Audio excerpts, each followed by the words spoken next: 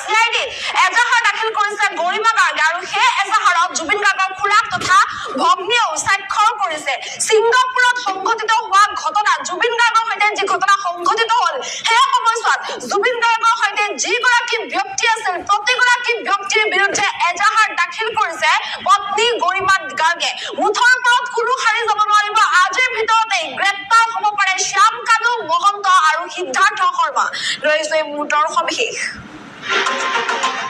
চিআইডিত জুবিন গাৰ্গৰ পৰিয়ালে ৰুজু কৰিলে গোচৰ আৰু চিআইডিত জুবিন গাৰ্গৰ পৰিয়ালৰ তৰফৰ পৰা গোচৰ ৰুজু কৰা হৈছে। পত্নী গৰিমা শইকীয়া গাৰ্গ খুৰাকৰ লগতে ভগ্নী পামী বৰঠাকুৰে দাখিল কৰিছে এজাহাৰ। শনিবাৰে সন্ধিয়া এই গোচৰ ৰুজু কৰা হৈছে চিআইডিত। শনিবাৰে সন্ধিয়া চিআইডিত এই গোচৰ ৰুজু কৰা হৈছে।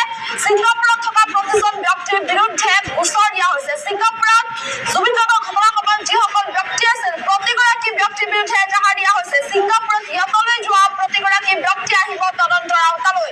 শ্যাম কানু মহন্ত আৰু সিদ্ধাৰ্থ শৰ্মাৰ বিৰুদ্ধে চিআইডিত গোচৰ ৰুজু কৰিছে জুবিন গাৰ্গৰ পৰিয়ালে। জুবিনৰ শোকত সমগ্ৰ পৰিয়াল ভাঙি পৰিছিল।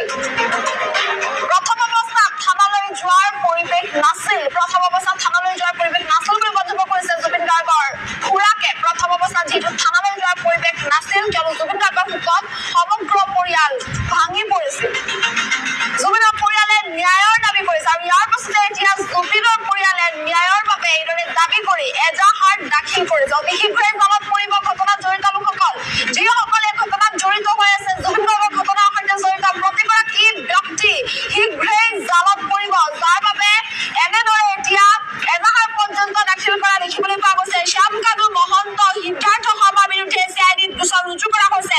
ছিংগাপুৰত থকা যিসকল ব্যক্তি যিসকল জুবিন গাৰ্গৰ সৈতে সংঘটিত হোৱা সেই ঘটনাটোৰ সময়ত যিসকল ব্যক্তি আছিল ইহঁতত যিসকল ব্যক্তি আছিল প্ৰতিগৰাকী ব্যক্তিৰ বিৰুদ্ধে এজাহাৰ দাখিল কৰিছে পত্নী গৰিমা শইকীয়া গাৰ্গে।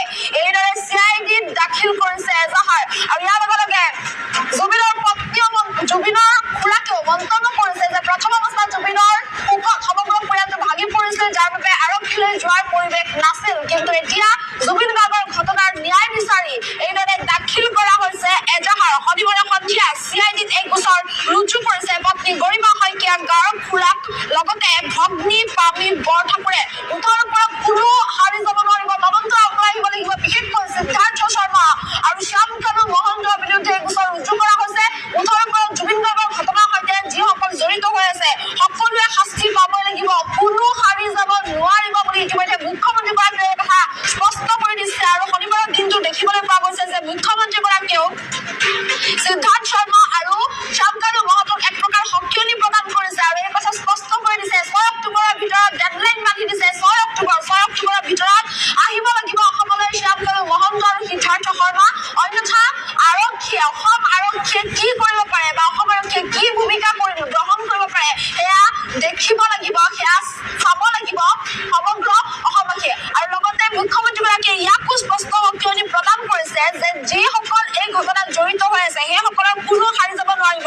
ফেচবুকত লাইভ আহি বা ফেচবুকত এখন পত্ৰ লিখি যদি সাৰি যাম বুলি ভাবিছে তেন্তে সেয়া ভুল ভাবিছে। ফেচবুকত পত্ৰ লিখি বা ফেচবুকত লাইভ আহি কোনো সাৰি যাব নোৱাৰিব। যিসকল জুবিন গাৰ্গৰ ঘটনাৰ সৈতে জড়িত হৈ আছে প্ৰতিগৰাকীৰ বিৰুদ্ধে এইদৰে এতিয়া বিচাৰ কৰা হ'ব আৰু সমগ্ৰ ঘটনা তদন্ত পৰীক্ষা কৰা হ'ব। বিশেষকৈ শ্যাম কানু মহন্ত আৰু সিদ্ধাৰ্থ শৰ্মা অসমবাসীৰ সন্মুখলৈ আহিব লাগিব। ৰাইজৰ যি প্ৰশ্ন ৰাইজৰ প্ৰতিটো প্ৰশ্নৰ উত্তৰ দিব লাগিব। জুবিনৰ সৈতে সংঘটিত হোৱা ঘটনাৰ প্ৰতিটো কাণ্ড তন্ন তন্নকৈ ৰাইজৰ সন্মুখত বিৱৰি ক'ব লাগিব বা ৰাইজৰ